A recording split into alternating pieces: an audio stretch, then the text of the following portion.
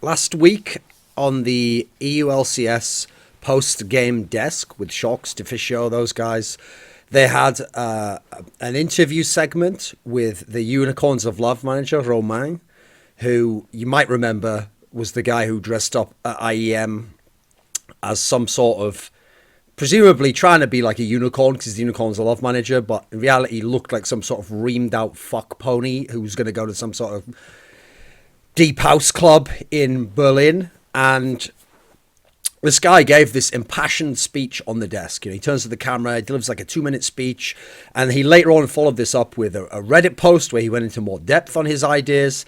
And on one level, I like the passion, I like the notion that he's trying to inspire people out there to play the right way or to become pro gamers, and the notion that if the top European talents all rise up and play the right way and channel themselves and their talents, then yeah, we might be able to beat Koreans. There's some sort of like, I don't really know how Europe's like a national pride in that sense. It's just a bunch of countries. Why is one country better than another? But whatever. For whatever reason, that's still a thing in League of Legends. So the idea of we're going to beat the Koreans using Europeans. Now, the problem with this sort of speech is, first of all, any points that had validity didn't really actually get communicated beyond just almost like a slogan that doesn't really mean anything. Like to tell people just don't be toxic. Like that's going to accomplish nothing. Even when he went into more detail, he didn't really do a very good job of it.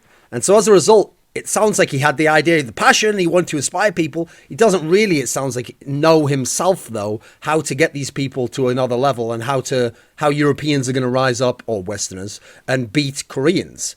So the problem I had with this is that there's a lot of naivete in the way this was all explained. And I think actually this guy, the problem is, if he just said all this in terms of he wants more people to become pro gamers, that's one thing. But the idea that, like, this is how we're going to beat Koreans, that's where I really had an issue, especially when you're talking to the younger players out there, because I don't think this guy knows how to beat Koreans, how to have great success on the global scale that we're really talking about. Because remember, beating Koreans isn't about just going to an IEM like CLG did and beating some bum-ass Jin Air team at, like, San Jose 2 years ago, where they've just lost, like, their best players and they're in some, like, terrible formation and you just beat them in some game that doesn't matter. That's not beating Koreans, is it? Beating Koreans isn't beating NRG last year when their team's falling apart and like one of their star players clearly has mental issues, if you know any of the behind the scenes shit.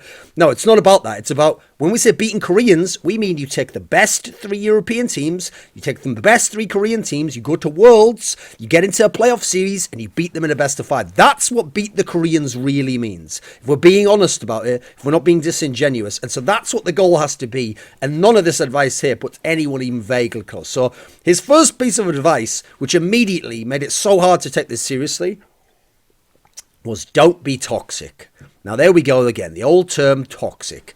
So people in 2017 are still buying into this notion of toxicity. Because remember, the concept of toxicity, as outlined by Riot and Riot Light, the godfather of that philosophy, and we all saw what sort of a person he turned out to be. No surprise there, by the way. In the same way as it's not a surprise when some priest who's super oppressive about sexuality turns out to be fucking kids. That is not a surprise to a lot of people if you've ever studied the psychology of people who have that sort of mentality and that sort of radical ideology. I guess it's not radical, is it? It's more like it's just incredibly pinpointed in that sense and restrictive. Now, the concept of toxicity, remember, is not just the notion that you're being rude and you're being unproductive and you're kind of short-circuiting the team. That's not it. That's just being a bad teammate. That's being like, having poor team spirit, not understanding team chemistry. That's one thing. And if we label that in itself, yes, I think we can all agree that's not something very good. That's something people should battle past. No, the concept of toxicity, remember, is this notion that when you act like that, other people, this is the part I've never understood about the concept. The reason why you have to punish that guy so hard is because when you act in a toxic manner, the reason it's toxic is because other people get like infected by it and they become toxic. And suddenly it's like they've been bitten by something with the T virus and now they're behaving in a toxic manner. That's the part I never understood, that somehow they're in any way justified for behaving like that because you behaved poorly. And that if you can just stop that original guy, then the other guy wouldn't do it. Fantastic notion, because it implies, remember, that we're all toxic inside and that something's just going to bring it out of us, and then we need Riot to teach us the right way and they'll guide us all because we're all just these pleb masses of the herds who are going to be guided that way. So anyway, the reason why I'm bringing all this up, I mean, that could be its own video, couldn't it, is Because when you say it like that, don't be toxic, you buy into that bullshit notion again. Instead, it's more like learn to be a teammate. That's the way I'd put this piece of advice. A brilliant piece of advice for young players is, yes, get really good at the game yourself, spend lots of hours playing, but spend time trying to learn to be a good teammate, even on lower levels, because that will then benefit you massively, because when you get to the top level, you won't run into some of the problems he actually explains.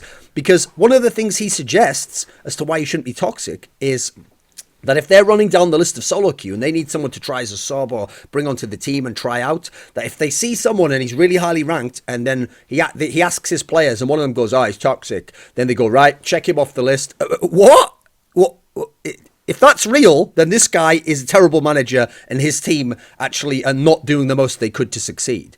I mean, the notion that because some guy who's very talented on solo queue is toxic, or his players thought they were toxic from a few games they played against him, means they'll never consider him and never try him out and never even see if he could develop teamwork aspects, actually shows that part of why the Western scene's probably fucking itself. If it had a proper coaching system, you could at least try that guy out and then explain to him. Think of how many sick players, especially young players, we've had in League of Legends who came through, who turned out to be very, very good players in the end, who were labelled toxic early on, and who did struggle early on, and who never had that guy. Because remember, in American sports, this is one of the great things. You have those players like that are very selfish, won't play a team ball. But what you do is, they tend to succeed when early on a coach gets hold of them, usually at the college level in the American sports system, and he shows them, like, I'll bench you if you don't play the right way. Or look, see this guy over here, he doesn't seem as talented as you, does he? But you help him, he helps you, now he makes you a better player. Or he plays defense while you play offense. Like, there's all ways you can do it. And that's why in their system, it's not about being toxic or whatever. You can get through it and become a pro. Now, you might not be the most successful pro if you're toxic, because people might not want to play with you and be on the same team as you. Remember, it's not really about toxic, it's about being a bad teammate, isn't it? It's about being rude to people. It's about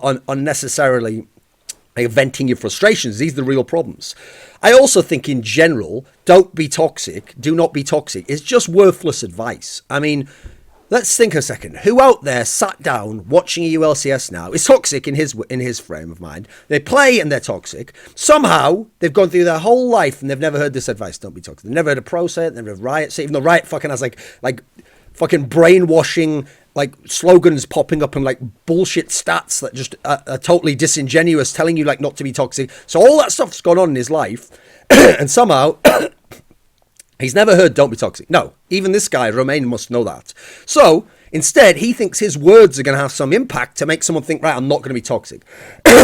Again, which part of your target audience, just upon being told don't be toxic by a pro or a manager of a team, or a guy who dresses up in some fucked pony outfit and then draws on his tits, that's gonna make someone go, yeah, I am toxic, aren't I? I want to be a pro, so you know what? Today, I'll stop being toxic. It's worthless advice. It's like, similarly, I've always found it so pathetic. Like, in my town, for example, they'd have, like, little poster things they'd put on a lamppost, and it would say, like, on this day, there's going to be a march with this ribbon, and it's women against domestic abuse. I've always thought, right, what does that accomplish exactly? Like, it might feel good for those women to say, oh, we're survivors and all that. Like, that might be a cathartic experience for them. But do we actually think the march stops domestic abuse? Like, there's posters that they put in toilets in England that'll say stuff like, you know, if you have a fight, you know, you'll be going to prison, or don't beat up the police or whatever. Or ones about domestic abuse, like, oh, what sort of loser would hit a woman? It's like, do you imagine anyone who was going to hit a woman stops and thinks about it like, should I do this? Is it socially acceptable? Were there any posters I saw today about not doing it? No, nobody ever would they? Because the frame of mind that they're in and the trigger points that get them to that point and what might have happened in their life that formed that person means that when they arrive at that situation, that is how they behave. This just shows a massive level of naivety over the way that human psychology works and the way that behavioral habits are initially created, then maintained and reinforced, and how you go about changing them, because it's not going to be in this particular manner. Now, his other piece of advice, his central other piece of advice, on the surface, not that bad. It's just, he says, play a lot of champions. And again, he gives the example of if they were picking a player, but they came to a player, he gives like Yasuo, it's an obvious one, right? And the idea that, if it was Yasuo or Hecarim, he's a one-trick pony. Right, we're not even going to try him out then. Now, here's the part that I don't understand about that logic, right? First and foremost, how often are one-trick ponies getting into like top 10 of Challenger? That in itself seems a little bit flawed as a concept right there. Because if that's the case, then first of all, Western pros who are top pros aren't playing enough, or they're not good enough to beat one tricks, in which case either the scene is a lot shittier than we thought it was at the pro level, or Riot have designed such a flawed game that somehow you can play one champion only, and then somehow seemingly either get that in every game, or overcome all your losses by being so good at that one champion that you really can get top 10 challenger EU. Like, if that's the case, it's just a fucked game and fucked scene, in which case, chuck it in the bin, turn off the light on the way out, and we'll start a new fucking game, shall we? Because this is garbage.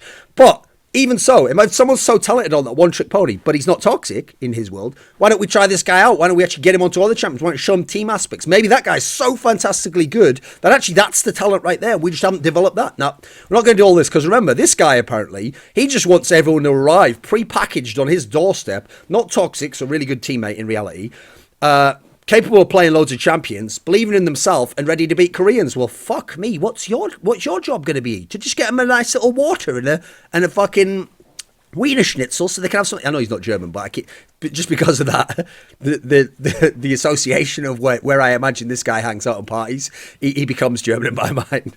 Yeah, it's ridiculous, isn't it? Like the whole point is you're going to get these talents, and by the way, most of them are going to be pretty young, and you're going to try and actually. I mean, I realise now in the context of that, this is a dangerous word to use, but you're going to groom them into top players. You're going to make sure that they learn the right way and they understand the way. These are the things that it's going to be the job of people who are perhaps like this guy.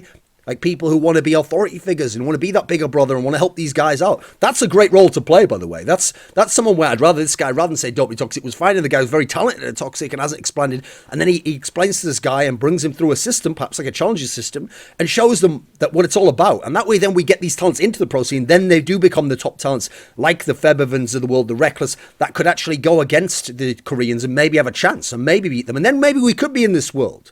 Like, I actually feel like this guy closed off a lot of the opportunities that would help people like him and his team and the West actually succeed by being just a little bit glib almost in thinking that he's giving a good advice, but not really giving anything. Even when he went into depth, there wasn't much in that post. Also, the notion, right, that you've just got to play a lot of champions. This is something that people on Reddit and a lot of fans think as well, right? Because they look at top pros and they think, right, this guy can only play a few champions. I mean, here's what's hilarious about that, right? How many fucking Koreans are we going to see like that? Like, Phoenix can come to the West and play like a few seasons, and if he gets a Zir, oh, he's a god, he'll wreck everyone, he's amazing. If he's not on a Zir, now, all of a sudden, fucking hell, let's see what else is open, because this guy can be ropey as hell, can just be average as shit, and he's Korean. That's what's so ridiculous is it's not that top pros don't play other champions. They absolutely do. In fact, you go and look at most top pros in the West, and when they're not playing scrims, they try out all the new shit. They try out all the new OP shit. They try out the new masteries. You know the reason why they don't play them in professional games and why they don't succeed on them in professional games? First of all, it is incredibly difficult to be good at a pro level on all champions that are available in the meta. Think about it logically.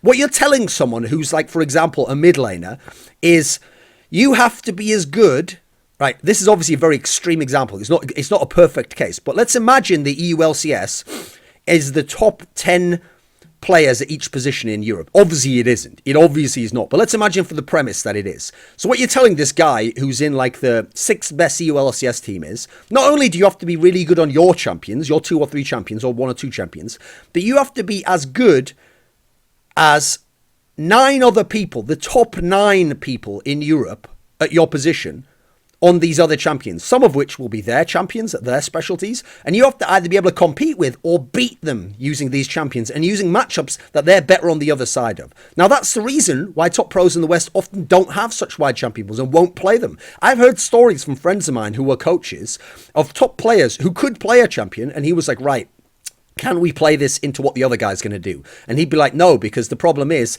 that guy's so good on the other side of that matchup, like, I think I'll lose. And he's like, yeah, but don't worry about that. You know, the comp will work around it. You're just going to try and survive, and then we'll get to this point, and then your power spike comes. He goes, no, but I'll lose lane to him. That's happening in like season 5, season 6. The pros still thinking that way. It's not about that they don't play the champions. It's that their mindset is totally broken down in that sense, and they're just not good enough on it. Like, there's a reason why there's very few players in the history of League of Legends going into any scene that are amazing with a wide champion pool. Like, actually, you go into Korea and there's players who have fairly small champion pools, and that's because the same principle applies again. Think about the same paradigm They're playing against not just the best players in the West, they're playing against the best Koreans on that champion pool. And so now you're going to get slaughtered if you're slightly below par on that champion against this guy who's amazing on his. And so you have the same problem there. So that's why people like Faker stand out when they're so incredible, and Smeb when they have this massive wide champion pool and they can seemingly play anything they want to play.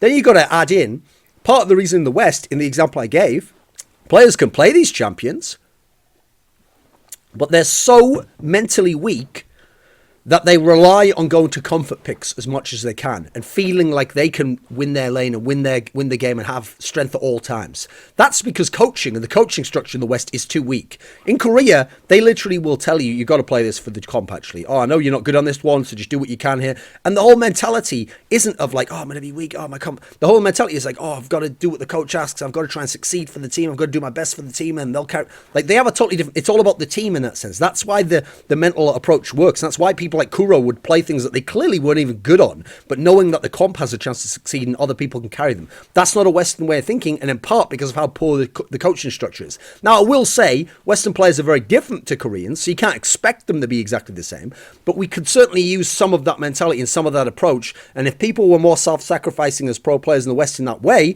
we'd at least get a chance to develop some of these aspects, and people would have wider champion pools without it being a wide champion pool that's deep as well. It would be wide, there'd be a lot of champions, they wouldn't necessarily be amazing on all of them, they'd play some of them situationally, which they don't do right now. So to me, this actually suggests that this manager is very naive about the Korean scene and how the Korean scene works. I mean, in Korea we have top players who have small champion pools. What? How? Are you going to go and do a speech on LCK? Koreans, you are not going to beat the other Koreans using... Like, what the fuck are you talking about? Like, it doesn't make any sense. It's just incredible. The point is, it's like his worldview was so Eurocentric that it's like he hadn't considered how this would apply in other regions and outside. Yet, ultimately, he tied it all in to a worldview in which we've got the paradigm of Koreans being the best and Westerners wanting to beat them, and then how we're going to do that, and his advice somehow plays into that, and that's the issue. So this notion that we're not going to beat Korea using Korean imports, we're going to beat them using European guys, so none of those people from our region, right? First of all, history says otherwise. Like the last time Westerners were beating Koreans in big series was at the very beginning of the game, basically, at a time when Korea just hadn't fully gotten into gear and gotten all of its aspects going. As soon as that happened, it never happened. No one's ever beaten a Korean in a best-of-5 series who was a Western team. Has never happened. Now, what's funny is they've beaten some Koreans. They've beaten them if they're on like EDG or something, yeah, or TSM or whatever. Yeah, these things have happened. Now, here's the problem with the logic that importing the players doesn't work, is that you look at some of the teams in the past who've been very good, right? Fnatic was probably the best of the last few years, right? They had 2 Koreans. And not only that, their best player was a fucking Korean Huni, right? And Reynolds, as we saw when we went to NA, was essentially dictating a lot of the game. Like when he saw how Yellow Star fell apart, like I'm not one of these people who takes all the credit from shot calling away from him, but clearly it was the synergy between him and Reynolds that helped make that Fnatic so good that they got to the semis of Worlds and looked pretty good. That was all about Koreans. That wasn't about using Europeans there. TSM took their fully Western lineup, fell apart completely. The star players, which by the way, the positions like AD Carry, you might have gotten a Korean in, they're the ones that actually cost them their chance to make it far in the tournament. They had no late game whatsoever. This is an example of where history doesn't bear out his example. Now, here's another reason why it's such a naive worldview. Forget going to Worlds and competing against Koreans. Take it at home. So, if this approach works, of just using Westerners, because they've done all this stuff and you've got a great pool to pick from, if that works, then Western teams that are all Westerners, all Europeans, all NA, should be able to outperform teams in their own region that have Korean imports. That would be a way to prove your point, right? Now, sure, there are teams that have whack Korean imports and do badly because we're at a point now where, kind of like China, so many teams have Korean imports that a bunch of them are going to be bad, either the players or the teams themselves. But here's the problem. We've seen numerous instances where Western teams with Korean imports outperform even teams that have very good players, like an Origin that's like all at the time was all Western and a very good team, but outperformed by the team that is good and has the good Korean imports. So it hasn't even worked within the regions in the West. And then obviously it goes without saying, China's Korean imports, yes, they might have weakened some of their best teams ever, but it also gave the ones that worked a better chance of winning. And they actually outperformed and did much better and dominated the LPL, by the way. If you go look at the teams that have won the championships over the last few seasons. So winning your own region first, mate, then tell us about what international players about. Plus, this is unicorns of love. Like, if this was teams who were going out there and banging out Koreans and doing really well, if this was like Daylor saying this, then I'd be like, all right, well, now maybe I better listen to this. Maybe this guy has something, knows what he's talking about. This guy not only has made fairly weak points or just very simplistic points that don't mean a whole lot, they're quite vague, but what track record's he got to talk about? None, right? I mean, part of the problem I have is, where's his team beating Koreans? Top Koreans, by the way. We're not talking about going and beating some garbage team like fucking MVP or something. And by the way, I think MVP would actually have a chance against some of the Western teams. Here's the problem, right? Unicorns of Love, it's very convenient that they say you shouldn't get Koreans, you don't need to. Because where the fuck is Unicorns of Love's funding? Where's all their money that they would use to get these top Koreans? Sorry? Oh, yeah, that's right. Unicorns of Love is and has always been a budget team that gets the best players they can, which nearly always means European. And by the way, as a result, has done a pretty good job in terms of scouting talent, bringing talent through, putting talent in a system that works. I'll give them full credit for that. I think they've done a good job. They're a really good mid-table team. I mean, I realize at the moment they're doing well in the EOCS, but in history, they're a good mid-table team that takes talent, loses talent as well to the bigger teams, but then continually gets to that point and then gives themselves a chance to go to the playoffs and at least do something. That's respectable. And they've taken players that otherwise Vizicachi probably would have just been nomads. They would have just been going around, going from team to team, and they're not going to have a team built around them. That's true. But part of it is they're just not even in a position to get elite level Koreans. They'd have to get the random bum ones that like no one really wants or like massive gambles. So yeah, here's the thing. From their worldview, it isn't worth getting those Koreans. Actually, I agree with them. I think their team approach probably makes more sense. But let's not pretend like that doesn't work for everyone. I mean, are we going to sit here, Unicorns of Love, and pretend like if that lane swap patch didn't hit last year, like you weren't going to get your fucking jaw dusted off by Knight and Giant? Yeah, all right, mate. Yeah, nice dream world you live in. And that guy's a Korean and wasn't even some beast Korean and was someone who someone took a gamble on. And he's like one of the best fucking players in the ULCS last year, playing in a country where doesn't even speak his main language. That's why the whole concept that you can't beat the Koreans in your own region who are really good and in good teams doesn't make sense when you're trying to tell people who are good teams not to recruit Korean imports. Because at the end of the day, the ones that work out, if you can't beat a guy who can barely speak English and barely communicate, and his team, and he's fitting in his team better than you, and your players who in theory can communicate and aren't toxic and are good to play lots of champions, then your system doesn't work, does it? It is that the results are actually proving out that your philosophy is quite flawed. So yeah, personally, I could probably make my own video on the things I actually think young players should do, and all that. So maybe I will do that at some point in time. And I don't necessarily dislike the idea this guy took a chance at it. I just don't think there was a lot in there. I think there was a lot of vagaries, and I think a lot of it was kind of the world view of like, because the UoL's having a little bit of success, and they've had a little bit of success in the past, this guy thinks he's cracked the game, or he thinks he's got it figured out. But to me, there was a lot of naivety in what he said.